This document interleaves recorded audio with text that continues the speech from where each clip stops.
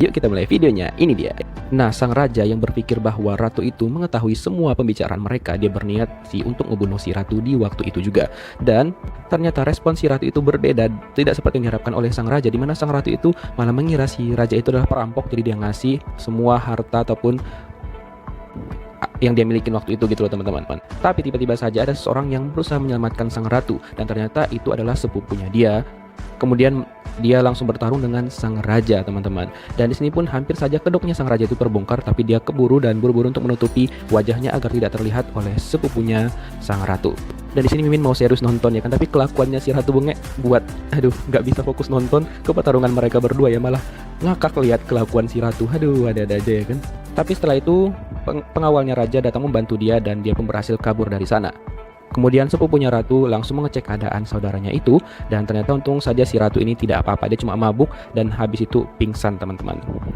Dan setelah kejadian itu, sepupunya langsung mengantarkannya untuk kembali ke istana, tentunya tanpa sepengetahuan Ibu Suri, karena Ibu Suri tahu yang ada si ratu dalam bahaya karena bakal kena repet gitu loh teman-teman. Dan di sini juga diceritakan tentang masa lalunya ratu bersama sepupunya itu, teman-teman. Jadi ini kejadiannya adalah malam sebelum si ratu itu jatuh ke danau. Jadi dia itu lagi bersedih banget di bawah hujan, dan kemudian sepupunya itu datang menghampiri dia dan mencoba untuk menenangkannya gitu, teman-teman. Dan yang Mimin anehnya di sini adalah kayaknya sepupunya ini itu suka sama si ratu. Gimana ya ceritanya ya? Sepupu suka sama, mereka kan saudaraan gitu ya? Atau di zaman kerajaan bisa kayak gitu, Mimin nggak tahu ya. Kalau ada yang tahu silahkan komen di bawah, karena kelihatan banget kalau sepupunya itu tuh suka sama si ratu. Dan terjadi juga adegan kisah di antara mereka berdua. Aduh, si raja belum nyicipin. Yang pertama cameo, sekarang sepupunya. Aduh, si raja gigit jari aja lah ya. Aduh, lead mailnya malah dapat bekasnya ya. Aduh. Nah, besok harinya itu Hong Yon ataupun pelayannya si ratu menceritakan kejadian tadi malam itu, karena si ratu lagi mabuk dan dia nggak ingat semuanya. Jadi yang mengantar itu adalah sepupunya dia sendiri. Nah, karena dia ingin menghangatkan tubuhnya lagi, dia meminta chef istana ataupun koki istana untuk memasakkannya makanan pereda rasa mabuk gitu, teman-teman. Tapi tidak satupun makanan yang dia suka yang dibuatkan oleh si chef itu. Sampai-sampai si chef itu tuh marah-marah dan dia bingung apa yang salah dengan makanannya dia. Kemudian dia terus membuat beberapa menu sesuai dengan perintah ratu, tapi tidak ada satu menu pun yang disukai oleh sang ratu. Dan habis itu dia marah-marah, dan akhirnya sang ratu sendirilah yang turun tangan ke dapur untuk memasak makanan. Seluruh orang di dalam dapur itu termasuk si koki, mereka terkesima dengan kemampuan masak sang ratu. Ya iyalah, yang di dalam tubuhnya dia itu adalah chef handal, ya kan?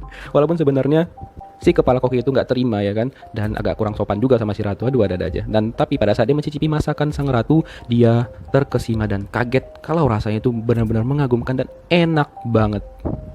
Setelah itu sang ratu bisa menikmati makanannya yang dia buat sendiri. Wah, jadi dia masak sendiri dong ya kan. Nah, nggak lama setelah itu sang raja datang pergi menemui ratu karena dia masih kepo dengan kejadian tadi malam, teman-teman. Tapi ternyata si ratu nggak ingat apa-apa karena dia pun nggak tahu kalau itu adalah sang raja. Tapi sang raja masih terus kepo. Kemudian sang ratu malah sendawa di depannya raja, dan raja pun hampir aja pingsan nih guys. Sumpah ini adegannya agak ngakak ya. Habis itu sang raja nggak tahu mau berbuat apa lagi, dan dia langsung oleng dan memilih untuk pergi meninggalkan ratu dari sana. Sumpah ngakak sih pas nonton ini. Aduh, ada aja kelakuannya ya. Nah, setelah itu sepupunya ratu datang menemui dia dan dia khawatir keadaan ratu, dan ternyata si ratu baik-baik aja. Dan dia juga berpesan kepada sang ratu untuk tidak percaya siapapun yang ada di dalam istana. Karena semua orang di istana itu bisa jadi bermuka dua gitu, teman-teman. Ya emang sih biasanya kerajaan memang kayak gitu ya kan, kalau nonton drama-drama kerajaan. Dan sepupunya juga itu berpesan kepada sang ratu bahwa dia berjanji akan selalu melindungi ratu apapun yang terjadi. So sweet.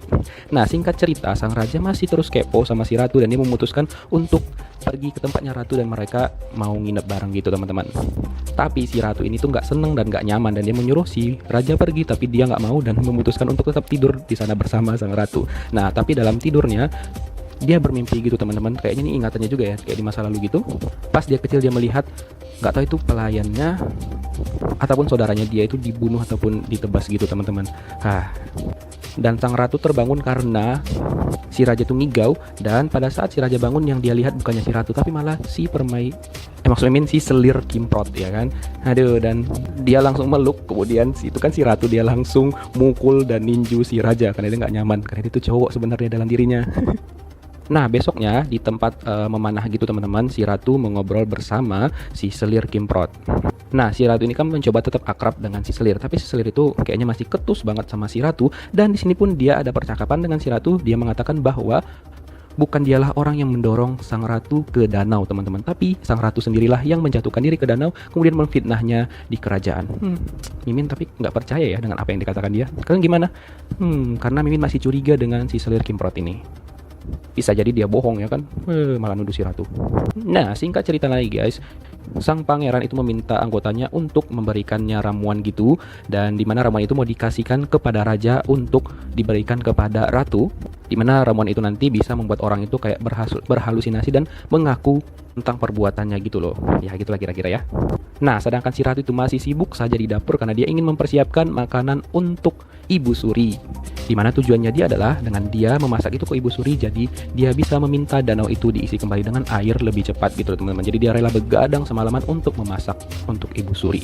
Nah, besoknya makanan itu langsung diberikan kepada Ibu Suri, dan Ibu Suri langsung menyicipi makanan tersebut. Awalnya dia kan nggak selera makan karena dia nggak pernah makan yang diberikan oleh koki istana, tapi itu dijelaskan bahwa masakan itu dimasak langsung oleh ratu, dan dia mencoba mencicipinya dan dia ternyata menyukai makanan tersebut dan langsung pergi menemui ratu, dan dia mengatakan bahwa dia benar-benar menikmati makanan yang dimasak oleh sang ratu.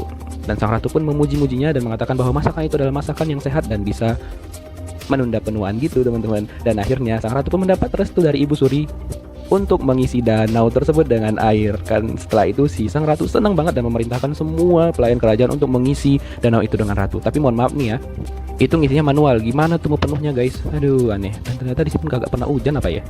Oke, kita lanjut ke ceritanya ya. Malam harinya si raja datang lagi menemui si ratu, dan dia bersiap untuk memberikan ramuan yang diberikan oleh saudaranya itu ataupun pangeran kepadanya untuk menjebak sang ratu. Tapi di sini ternyata sang ratu sadar bahwa orang yang ditemuinya malam itu yang mau ngebunuh dia, dan pada saat dia salah masuk rumah itu ternyata itu adalah sang raja karena dia mencium aroma teh melati yang sama, dan dia menyadari hal itu. Kemudian tiba-tiba saja sang ratu jadi takut banget teman-teman, dan dia juga melihat sang raja mulai mengeluarkan belati. Aduh, kira-kira apa yang terjadi ya teman-teman?